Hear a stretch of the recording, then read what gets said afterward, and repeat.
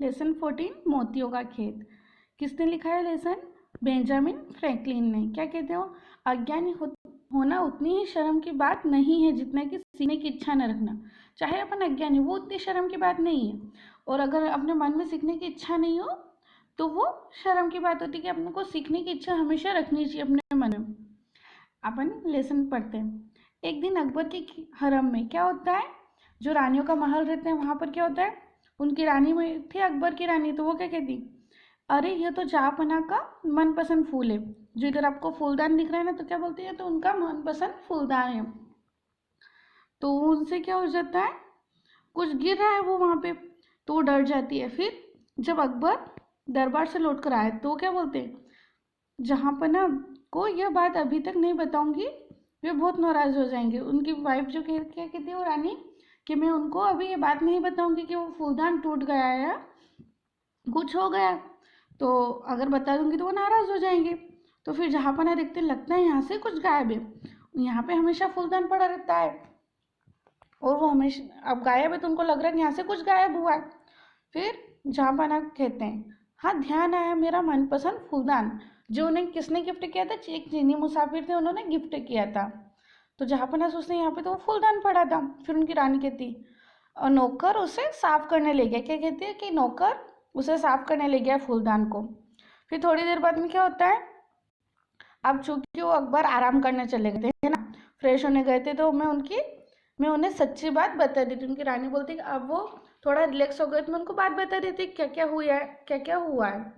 फिर रानी वहाँ जाती है तो क्या कहती है, मुझसे एक गलती हो गई है, मेरे हाथों से आपका मनपसंद फूलदान टूट गया। क्या कहते हैं, नहीं कि मेरे हाथों से आपका मनपसंद फूलदान टूट गया।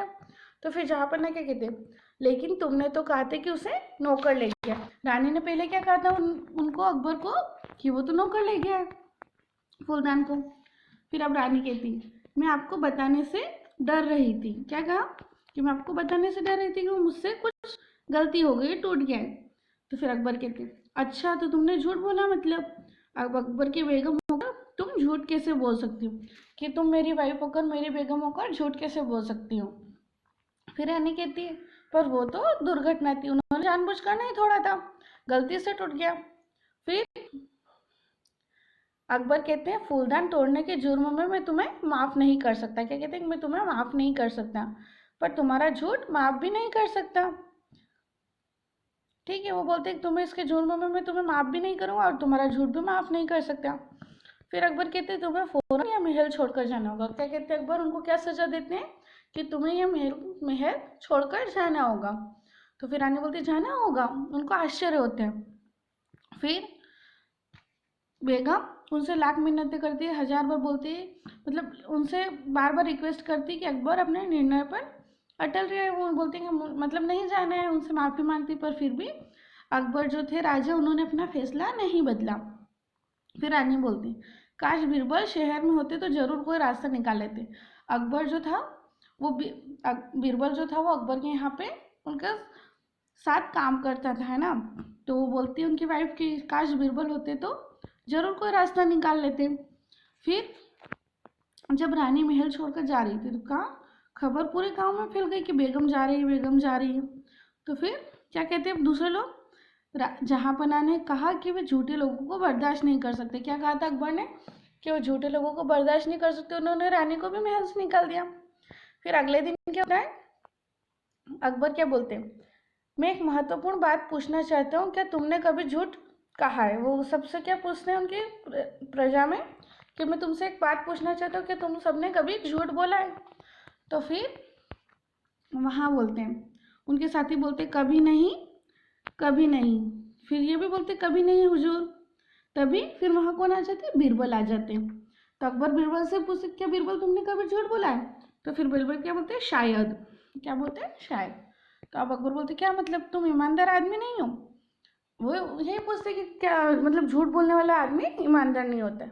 पर फिर बीरबल क्या कहता है, मैं ईमानदार बनने की पूरी कोशिश करता हूँ, पर कभी कभी व्यक्ति को छोटे मोटे झूठ भी बोलना पड़ते हैं।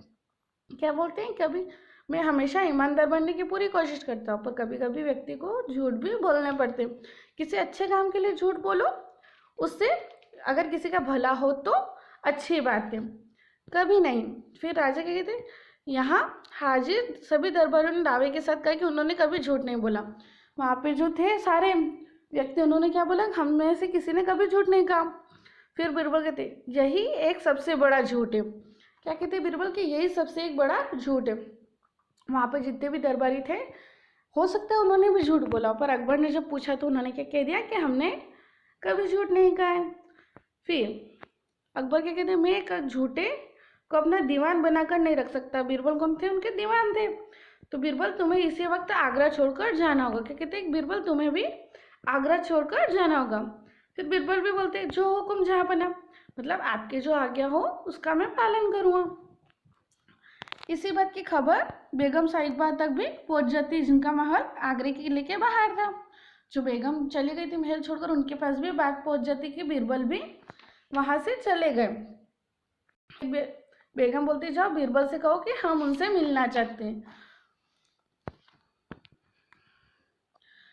बीरबल बेगम के सामने हाजिर हुआ। बीरबल आया फिर वहां पे, बीरबल सिर्फ तुम ही कोई रास्ता निकाल सकते हो, मुझे तुम्हारी मदद की जरूरत है। क्या कहती बेगम कि मुझे तुम्हारी मदद की जरूरत है, तुम ही कोई रास्ता निकाल सकते हो। फिर बीरबल कहते हैं मुझे कुछ वक्त चाहिए बेगम साहिबा, उन्हें सोचने के लिए कुछ समय चाहिए।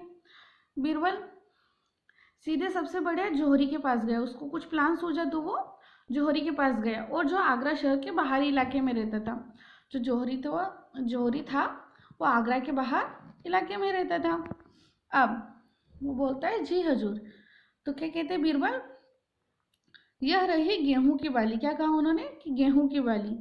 मैं चाहता हूं कि तुम अच्छे अच्छे मोती और सोने के तार लेकर इसके सोने की एक ऐसी प्रतिकृति बनाओ।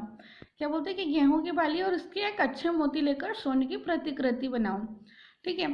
तो फिर 1 महीने बाद क्या होता है कि जहाँ पर ना बीरबल आपसे मिलने आए, वो जो उनके वहाँ पे दरबारी थे वो उनसे बोलते हैं कि आपसे बीरबल मिलने आए।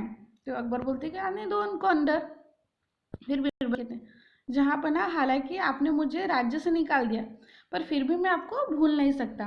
उन्होंने कहा आपने चाहे मुझे निकाल दिया, पर मैं आपको भूल नहीं सकता, क्योंकि हमेशा वो उनके साथ रहते थे। फिर बीरबल कहते हैं मेरी मुलाकात एक मुसाफिर से हुई, जिसने मुझे क्या दिया, मोतियों की एक अद्भुत बाली दी। क्या, मोतियों की अद्भुत बाली दी, जो उसने यहाँ पे बनवाई थी ना वो चोरी से। वो अब वो अकबर को प्लान है तो उस हिसाब से बात करेंगे, मुझे एक मुसाफिर ने मोतियों की अद्भुत बाली दी।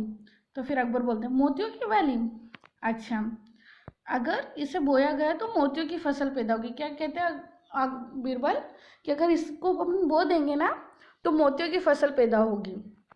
अकबर बोलते हैं वाह क्या बात है, क्या तुम्हें यकीन है कि ऐसा हो सकता है, उससे पूछते बीरबल से। तो फिर बीरबल कहते हैं आजमा कर देखा जा सकता है। क्या कहते हैं बीरबल कि अपन एक बार ट्राई करते, कभी कुछ हो जाए। बोलते जहाँ पर ना इसके लिए हमें शुद्ध उपजाऊ जमीन की जरूरत होगी। क्या कहते हैं शुद्ध उपजाऊ जमीन की जरूरत होगी जहाँ पे फसल अच्छी हो। अकबर कहते तो जाओ और योग्य जमीन की तलाश करो जहाँ पे अच्छी फसल हो सके। कुछ दिनों बाद वो जमीन की तलाश करने जाते, फिर उन्हें एक जमीन मिल जाती। अगले हफ्ते पूर्णिमा के शुभ दिन मोती बोने का कार्य करते। उन्होंने जब मुहूर्त निकाला तो क्या बोलते पूर्णिमा के दिन अपन मोती बोएंगे। अकबर बोलते हैं बहुत खूब। अब पूरे सार्वजनिक घोषणा कर दी उन्होंने पूरे राज्य में कि निर्धारित जगह पर भारी संख्या में भीड़ इकट्ठा हुई। उन्होंने जो सार्वजनिक घोषणा की थी वहाँ पर भीड़ भी इकट्ठा हो गई।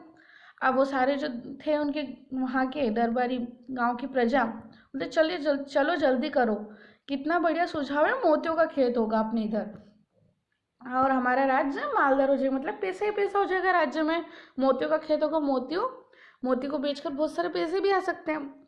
फिर चलो बीरबल मोती बोने का समय आ गया। क्या बोलते हैं अकबर के चलो बीरबल मोती बोने का समय आ गया।